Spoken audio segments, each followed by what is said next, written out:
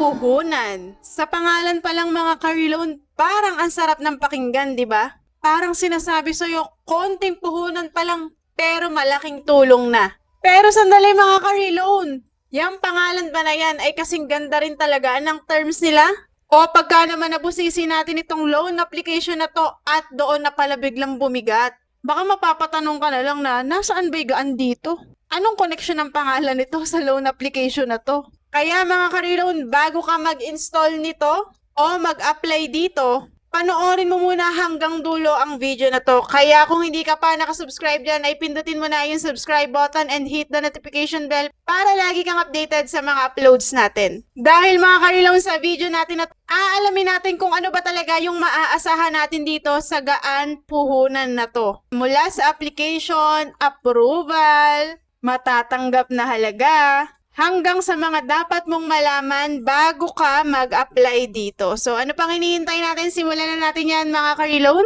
Etong ang loan application na to mga ka-reloan ay fresh na fresh din dahil na-release lang siya noong May 6, 2026. At meron pa lang 10,000 na nakakapag-download dito. Naka-under nga ito sa Appointed Indian Private Limited. At meron na nga rin itong 4.6 na stars at 73 pa lang na reviews. Disclaimer lang po mga ka-reloan, bago natin ituloy itong loan application natin na to ay hindi po ito sponsored, hindi rin po ito panghihikayat, for educational purposes lamang po tayo. And syempre para magkaroon tayo ng ideya kung maganda ba or kung karapat-dapat ba nating applyan itong loan application na to. Pero nasa sa inyo pa rin na 100% na pagpapasya kung gusto nyo bang subukan ito o hindi.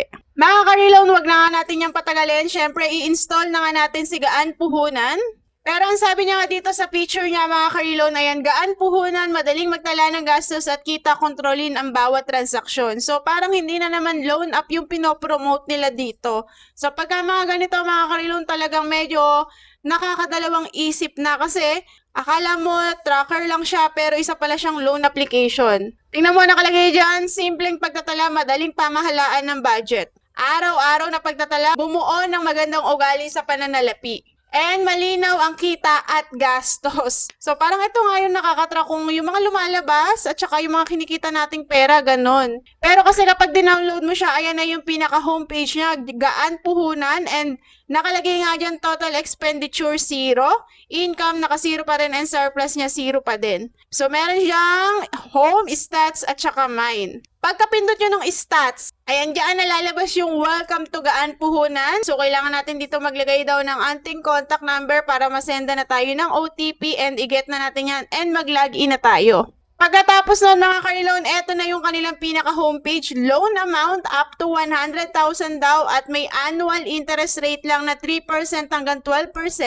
At yung loan period naman niya ay 91 hanggang 365 days. At ayan nakalagay din dyan, we refuse to lend money to under 18. So hindi po ito pwede sa mga menor de edad. Syempre, subukan na nga natin dyan sa withdraw now at nandiyan na nga yung bank card and contact information. Ito yung unang sasagutan natin sa tatlo. Meron diyang e-wallet. Sa e-wallet ay GCash. At ilalagay lang natin dyan yung ating contact number. At tatlo nga yung hihingin niya na emergency contacts na pwedeng mag-direct sa ating phone book. Then, i-next na natin yan. Pagkatapos nun ay yung ID type na.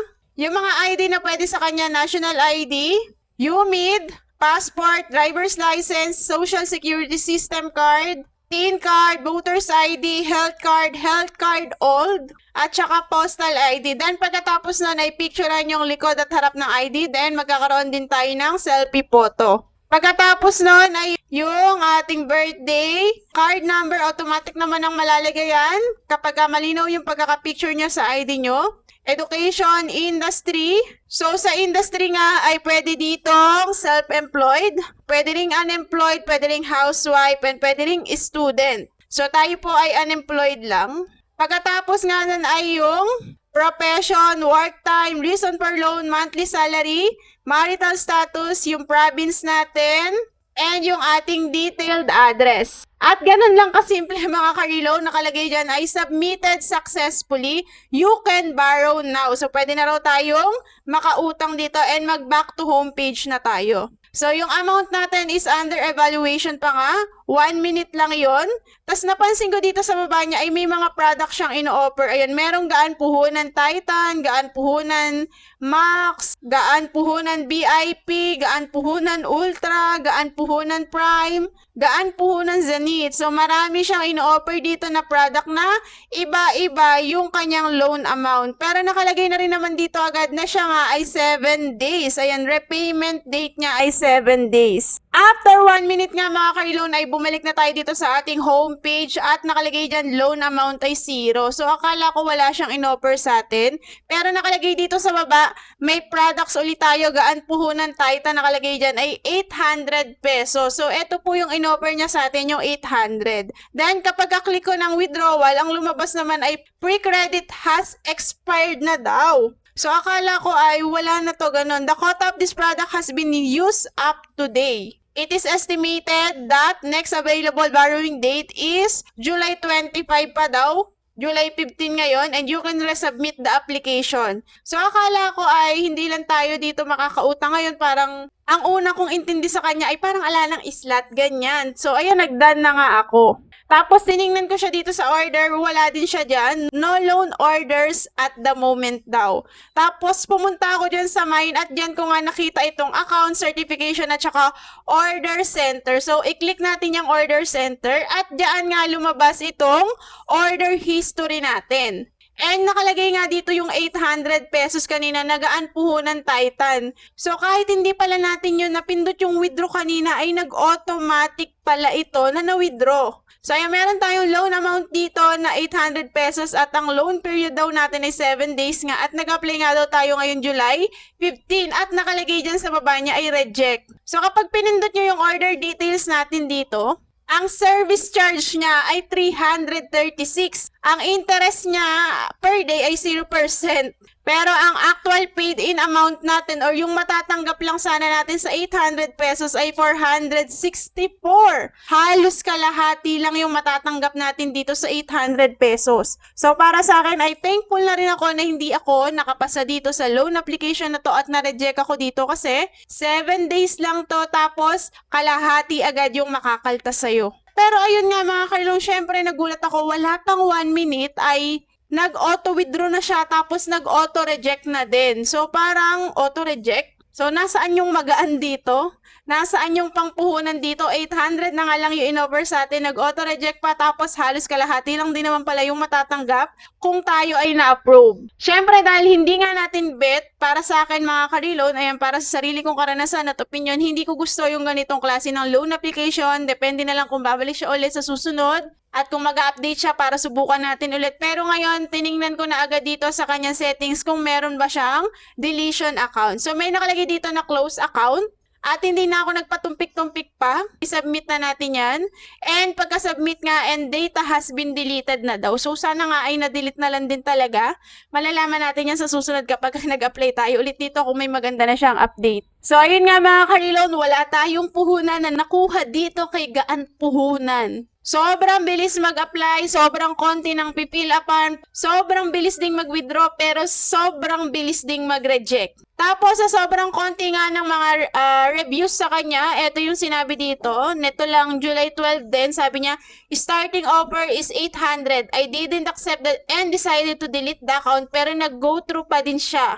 Tapos hindi buong 800 ang dumating, halos kalahati lang ang na-receive ko, wag kayo dito. Sabi pa, huwag kayong maniwala dito, kukunin lang nila mga info nyo at privacy nyo. Yung ibang feedback dito na nagbibigay ng 5-star or 4-star, mga kasama nila yan para mga AI, mga feedback nila. So yun lang, kukunti lang yung mga feedback dito dahil halos puro 5-star nga, nice, ganyan, madali ang processing, thanks, maganda ang tools, pero ayun nga, sabi nga ay baka mga agent lang nila yon or AI, kasi yun talaga rin yung experience ko kung ano yung sinabi ng dalawang nag-review dito, na auto-reject siya, na parang kinuhanan lang tayo ng ating information. And ayun nga, kalahati lang din talaga yung matatanggap kahit hindi ka pa nakakapag-decide, ay na-withdraw na pala siya. That's it for today's video. Meron na ba kayong experience dito kay Gaan Puhunan? Kung meron na ay please, i-comment nyo yan sa ating comment section para makatulong din tayo sa iba pa nating viewers. And kung kayo ay nagbabalak na maglo-loan dito kay Gaan Puhunan, ano ba?